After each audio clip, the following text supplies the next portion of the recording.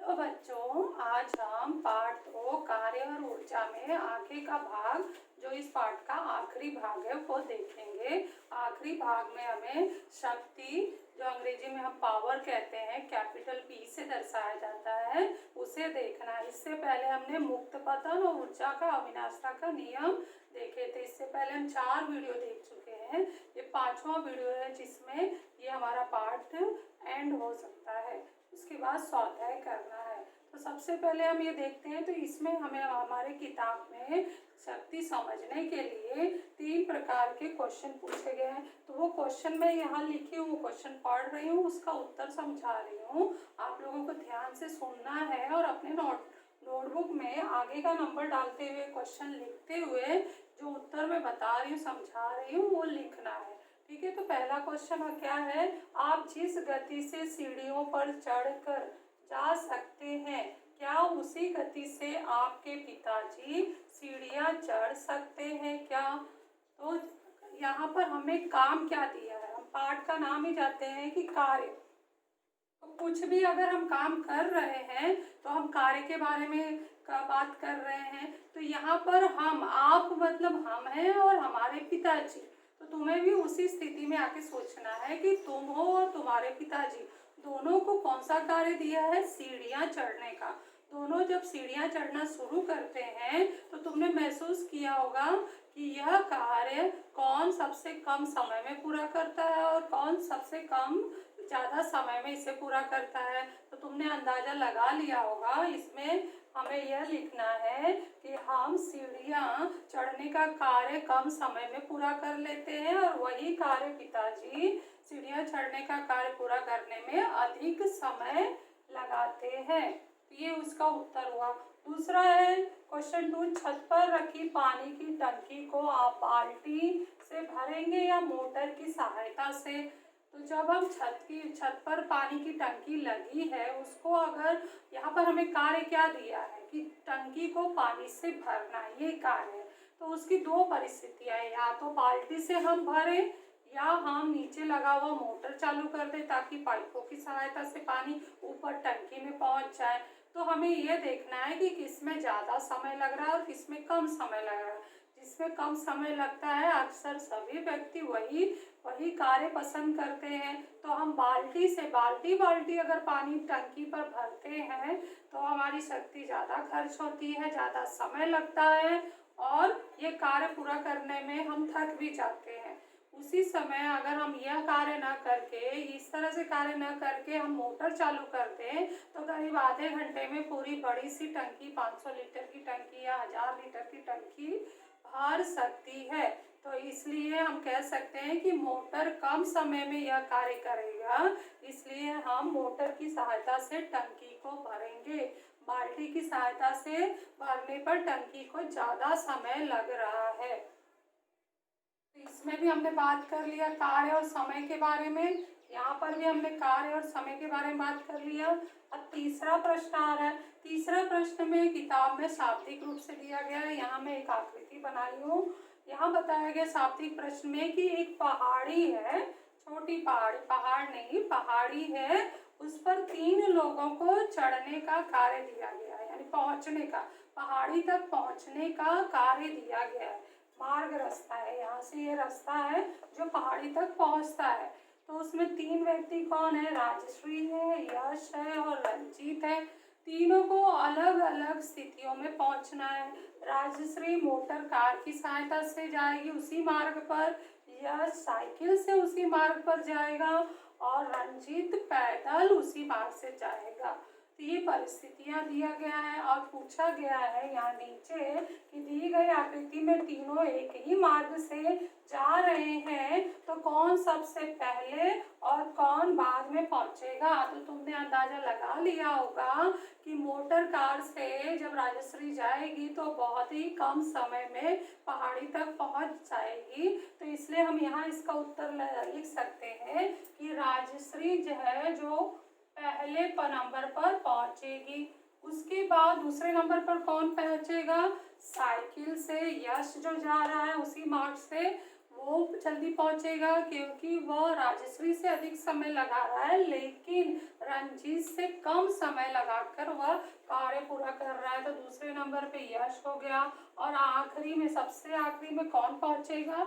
रंजीत जो पैदल जा रहा है वही कार्य है। कार्य जाता है हमारा क्या है? पहाड़ी तक पहुंचना है एक ही मार्ग से, लेकिन कार्य वही है, लेकिन समय अलग अलग लग रहा है। सबसे कम समय राजश्री को लगा है तो सबसे अधिक समय रंजीत को लग रहा है। तो यहाँ पे हम लिख सकते हैं कि सबसे लास्ट रंजीत पहाड़ी पर पहुंचता है। तो यही हमें पूछा गया है ये तीनों प्रश्नों में। तो तीनों प्रश्नों में तुमने समझ लिया होगा कि बार बार क्या बात हो रहा है। बार बार ध्यान दिया तुमने क्या बात हो रहा है? यहाँ पर दोनों ही व्यक्ति को, हम और हमारे पिताजी को, दोनों को एक ही कार्य था, सीढ़ियां चढ़ना। अंतर कहाँ आया? समयों में अंतर आया। हमने कम समय लिया और हमारे पिताजी ने ज्यादा समय लिया। दूसरे में भी पानी की टंकी को भरने का कार्य था। कार्य एक ही है, पानी की टंकी भरना, लेकिन एक था बाल्टी की सहायता से और दूसरा मोटर की सहायता से। बाल्टी अधिक समय ले रहा था, मोटर कम समय ले रहा था। और तीसरा है, कार्य एक ही था, एक मार्ग से पहाड़ी तक पहुंचना। 3 व्यक्तियों को दिया गया था, तो जिसमें 3 साधन थे, मोटर, साइकिल और पैदल। तो मोटर ने कम समय में वह मार्ग तय किया, इसलिए उसे कम समय, कार्य जल्दी पूरा हो गया। वही पैदल जाने से ज्यादा समय लिया तो वह कार्य देर से पूरा हुआ। अगला क्वेश्चन है, उपरोक्त तीनों उदाहरणों से क्या निष्कर्ष निकलता है? तो जो मैं अभी वही बताई हूँ, तुम्हें एक एक लेके उदाहरण को बताना है कि प्रत्येक उदाहरण में दिया गया कार्य समान है, लेकिन कार्य को पूरा करने के लिए लगने वाला समयों में अंतर है। जब कम समय लगता है तो वह कार्य जल्दी पूरा हो जाता है, और जब अधिक समय लगता है तो वह कार्य देर से पूरा होता है। तो इसके आधार पर एक नई राशि आ रही है हमारे सामने, भौतिक राशियां। भौतिक राशि हम पहले पाठ से ही पढ़ते आ रहे हैं, वेग, चाल, त्वरण, दूरी, विस्थापन, बल, संवेग इत्यादि सब पढ़ते आ रहे हैं। अब इस पाठ 2 के आखिरी हिस्से में हम शक्ति, यह राशि पढ़ने वाले हैं। ध्यान से हम देखें तो शक्ति दर्शाने के लिए हम ऐसा कहते भी हैं कि अगर 2 व्यक्तियों में एक ही कार्य दिया गया है और अगर वह कम समय में कोई पूरा कर रहा है तो उसके पास पावर ज्यादा है, अर्थात शक्ति ज्यादा है। और अगर वही कार्य पूरा करने के लिए दूसरा व्यक्ति अधिक समय लगा रहा है तो उसके पास पावर कम है। अक्सर हम पावर शब्द का ज्यादा उपयोग करते हैं कि पावर कम है, क्योंकि वह कार्य करने में ज्यादा समय लगा रहा है। तो इस सब से अंदाजा लग रहा है कि ये जो शक्ति है या पावर है वो एक ही कार्य के लिए निर्भर किस पर है? समय पर। अगर कम समय लग रहा है तो शक्ति अधिक है, और ज्यादा समय लग रहा है तो शक्ति कम है। अर्थात शक्ति जो है वो कार्य करने की दर पर आधारित है। तो इस प्रश्न से हम नई राशि पर चल रहे हैं। शक्ति को निम्न मुद्दों के आधार पर स्पष्ट करो। यहाँ तक तुम लोगों ने समझ लिया होगा क्या उत्तर लिखना है। तो अगला भाग हमारा आ रहा है, शक्ति को निम्न मुद्दों के आधार पर स्पष्ट करो, जिसमें 4 पॉइंट है, परिभाषा, सूत्र, इकाई और राशि। सबसे पहले हम परिभाषा देखते हैं। परिभाषा क्या होगा शक्ति का? अभी मैं बताई कि कार्य तो एक ही है, लेकिन निर्भर किस पर है? समय। कम समय में ज्यादा शक्ति उत्पन्न हो रहा है और अधिक समय में कम शक्ति उत्पन्न हो रहा है। तो कार्य करने की दर को शक्ति कहते हैं। तो परिभाषा में हमने लिख दिया कार्य करने की दर को। दर मतलब होता है इकाई समय। कार्य करने की दर को शक्ति कहते हैं।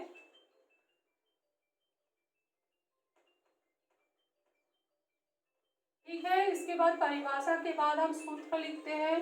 तो सूत्र क्या होगा? शक्ति बराबर कार्य बटे, कार्य करने की दर है। दर मतलब होता है प्रति इकाई, या बटे में समय। दर मतलब समय, इकाई समय। ये हो गया शाब्दिक सूत्र, शक्ति बराबर कार्य बटे समय। इसको सांकेतिक लिखना होगा, तो हम शक्ति को हम पावर में कहते हैं, तो कैपिटल पी से दर्शाएंगे। स्मॉल पी याद करो हमने कहाँ पढ़ा था, पार्ट 1 में मोमेंटम में, संवेग में पढ़ा था। संवेग को भी हमने पी से ही दर्शाया था। तो ये कैपिटल पी है, कार्य को हम डब्लू वर्ब से, कैपिटल डब्लू से दर्शाते हैं, और समय स्मॉल टी से। तो इस तरह से शाब्दिक से सांकेतिक सूत्र हमें प्राप्त हो चुका है, और ये सूत्र बहुत ही इम्पोर्टेंट है सवालों के लिए, तो इसे याद रखना है। इसके बाद तीसरा पॉइंट है इकाई। इकाई दो प्रणाली की होती है, एसआई प्रणाली और सीजीएस प्रणाली।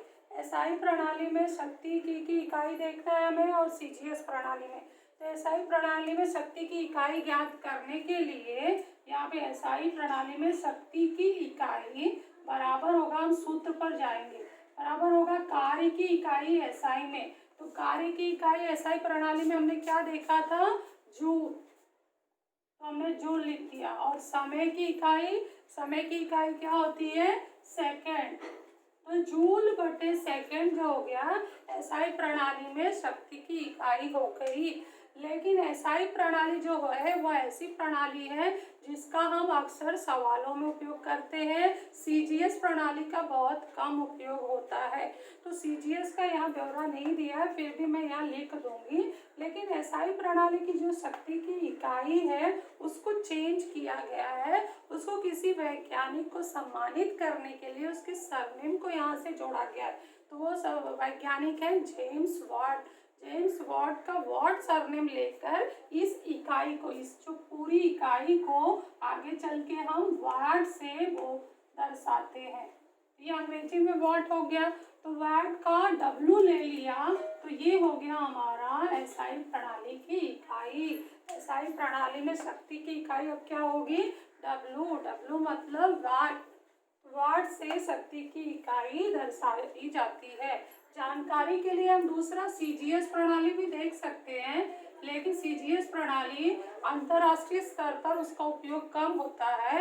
एसआई प्रणाली इंटरनेशनल सिस्टम ऑफ यूनिट है, इसका ज़्यादा उपयोग होता है, तो इसलिए इसका हमने चेंज किया। और सीजीएस प्रणाली को मैं जानकारी के लिए लिख दे रही हूँ। सीजीएस प्रणाली में शक्ति की इकाई बराबर होगा, कार्य की इकाई क्या थी, आर्ग। सीजीएस प्रणाली में और सेकेंड, ये जानकारी के लिए लिख सकते हो, लेकिन अक्सर हम इस एसआई प्रणाली का ज़्यादा उपयोग करते हैं। उसमें भी शक्ति की इकाई को, इस इकाई का याद रखना है, डब्लू से दर्शाया गया है, वाट बोलते हैं, और वाट का असली इकाई क्या है, जूल बटे सेकेंड, तो वो भी नहीं भूलना है। ये नहीं कि शक्ति की इकाई क्या है, वाट, और वाट का क्या मतलब है, जूल बटे सेकेंड, ये हमें याद रखना है।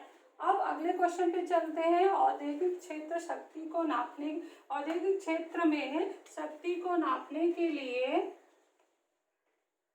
किस इकाई का उपयोग करते हैं। तो औद्योगिक क्षेत्र मतलब इंडस्ट्रियल एरिया, बड़े बड़े इंडस्ट्री में शक्ति का मापन होता है। मशीन की शक्ति अभी हमने देखा ना, मोटर से, एक यहाँ मशीन का नाम लिया गया, मोटर से हम पानी भरते हैं टंकी में, तो फिर वो क्षमता देखते हैं, शक्ति देखते हैं कि वो कितने शक्ति का, कितने पावर का वो मोटर है। वैसे ही बड़े बड़े गाड़ियों में, ट्रक में, कारखानों में जो मशीनें लगती हैं उसका पावर पहले देखा जाता है, अधिक पावर का ही वहाँ उपयोग होता है। तो औद्योगिक क्षेत्र में जो शक्ति हम उपयोग करते हैं उस किस इकाई का उपयोग होता है, तो उसे हम कहते हैं हॉर्स पावर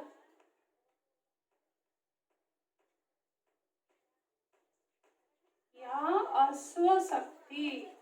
तो कोई पूछे कि औद्योगिक क्षेत्र में कौन सी इकाई उपयोग होती है शक्ति की, तो वाट नहीं होती है, वाट छोटे स्तर पर है। औद्योगिक क्षेत्र में हॉर्स पावर या अश्व शक्ति का उपयोग होता है। अब आगे हम पूछ सकते हैं कि एक अश्व शक्ति का में कितने वाट पाए जाते हैं, क्योंकि हम असली इकाई तो वाट पढ़े हैं, तो अश्व शक्ति का वाट से क्या संबंध है। तो एक अश्व शक्ति में 746 वॉट पाया जाता है। वॉट क्या है? जूल बटे सेकेंड। कार्य करने की दर को हम शक्ति कहते हैं। तो जूल बटे सेकेंड असली उसका मान है। तो एक अश्व शक्ति बराबर 746 वाट होता है। व्यवहारिक उपयोग में ऊर्जा की इकाई क्या है? व्यवहारिक उपयोग यानी हमारे दैनिक जीवन में घरेलू उपयोग जो हम करते हैं, हम उपकरण कई उपकरण यहाँ चलाते हैं, बिजली का उपयोग करते हैं, तो उसमें ऊर्जा खर्च हो रही है, तो उसमें हम कौन सी इकाई ले रहे हैं, तो उसका भी हमें ज्ञान होना चाहिए कि हर उपकरण हमारी बिजली से चल रहे हैं, तो हम विद्युत ऊर्जा का उपयोग कर रहे हैं, ऊर्जा की इकाई हम जान ही रहे हैं, तो उसमें कौन सी कितनी ऊर्जा, उसकी इकाई क्या है? तो व्यवहारिक उपयोग में ऊर्जा की इकाई यहाँ पर किलोवाट आवर है। किलोवाट आवर, इसको इस तरह से पढ़ते हैं, संकेत में लिखी हूँ मैं, kilowatt hour.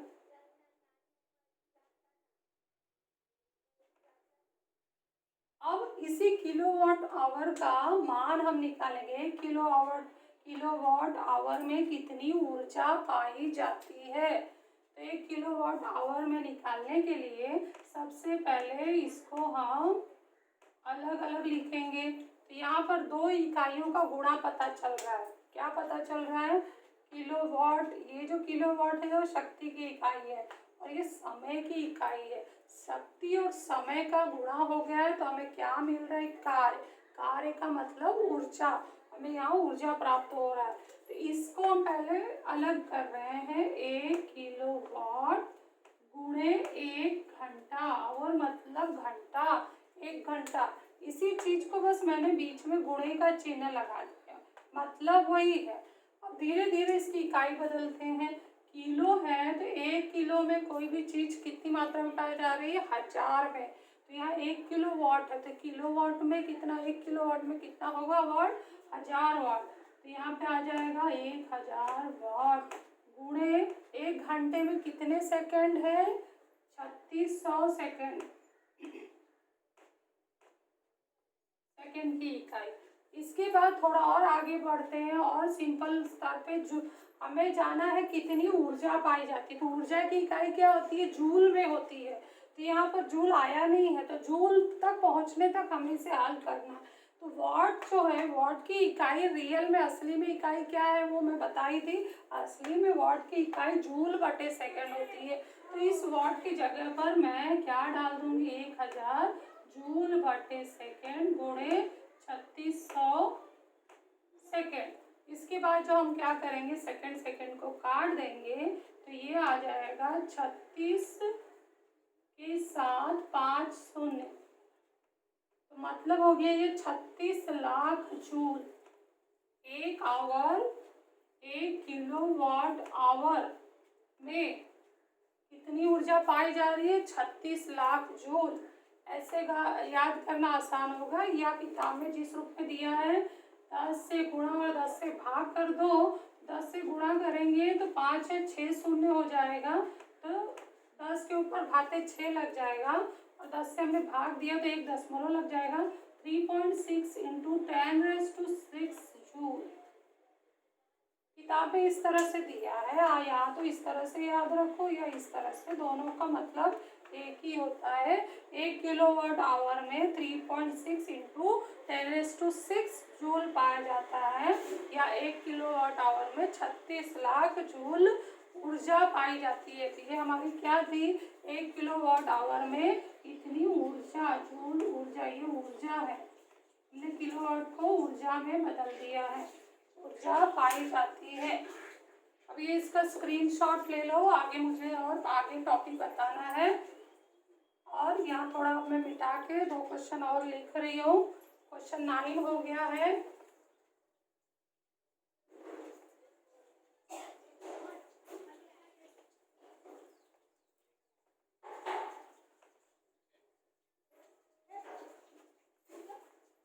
Question 10, 1 kilowatt our बराबर कितना यूनिट होता है? इसलिए 1 यूनिट में पाई जाती है।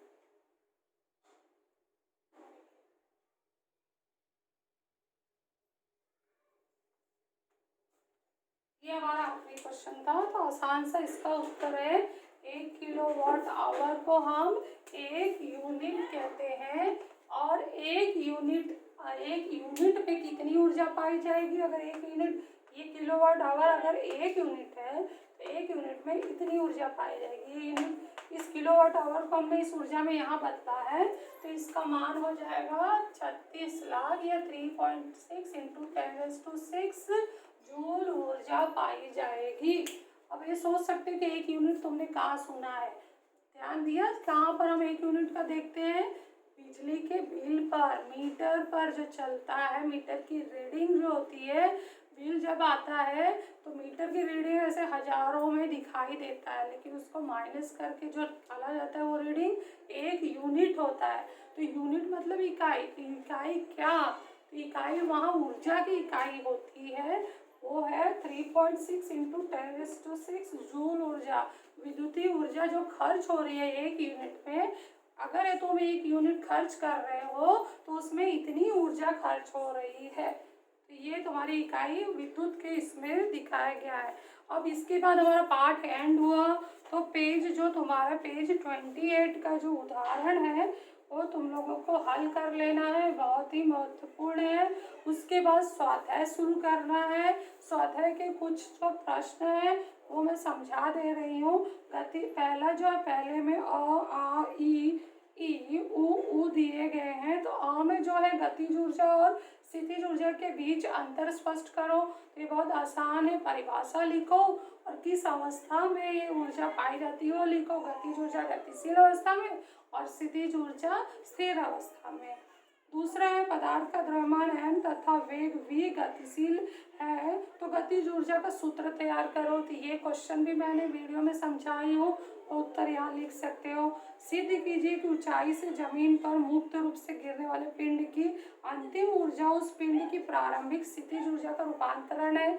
ये इनडायरेक्टली कौन सा क्वेश्चन पूछ रहा है? ऊर्जा का पतन में ऊर्जा की अविनाशता का नियम जो उपयोग करके हम समीकरण सिद्ध किए वो कर रहा है। इस क्वेश्चन को इस तरह से लिखकर जो मैं वहाँ मुक्त पतन में उत्तर बताई हूँ वो पूरा यहाँ लिखना है। बल की दिशा से 30 अंश कोण पर विस्थापन होने पर किए गए कार्य के लिए रूपांतरण, किए गए कार्य के लिए समीकरण प्राप्त करो। तो अगर हमें, मैं ये बहुत ही पाठ के शुरू के हिस्से में ही मैं उत्तर बताई थी कि यहाँ पर जो हमारा उत्तर होगा W बराबर Fs होता है जब हम बल और विस्थापन के बीच में 0 अंश का कोण होता है, और यहाँ पे 30 अंश का कोण हो गया तो Fs cos थीटा लेते हैं और थीटा बराबर 30 अंश ले लिया, तो समीकरण क्या आएगा? WF.S cos 30। ये पूरा समीकरण आ गया। और अगर cos 30 का मान तुम्हें याद है तो लिख सकते हो, क्योंकि तुम पढ़े नहीं हो तो इसलिए मैं अभी आगे यहाँ बता नहीं रही हूँ, तुम अभी से भूमिति में पढ़ोगे। फिर क्या नेक्स्ट है? वो क्वेश्चन है, क्या किसी पिंड का संवेग 0 होने पर पिंड में गतिज ऊर्जा होती है, स्पष्ट करो। तो यहाँ पर हम गतिज ऊर्जा क्या होता है? संवेग मतलब वेग, संवेग 0 तो वेग भी 0, वेग 0 तो गतिज ऊर्जा भी 0। तो हम कह सकते हैं कि गतिज ऊर्जा नहीं होती है। वृत्ताकार गति से घूमने वाले वस्तु का कार्य 0 होता है, क्यों होता है वो स्पष्ट करो। तो इस प्रश्न के उत्तर में तुम्हें एक छोटा सा डायग्राम बनाना है और उससे आसानी से तुम समझ लोगे। तो ये ऊ का, पहले का ऊ का उत्तर लिखा जा रहा है, बड़ी ऊ का।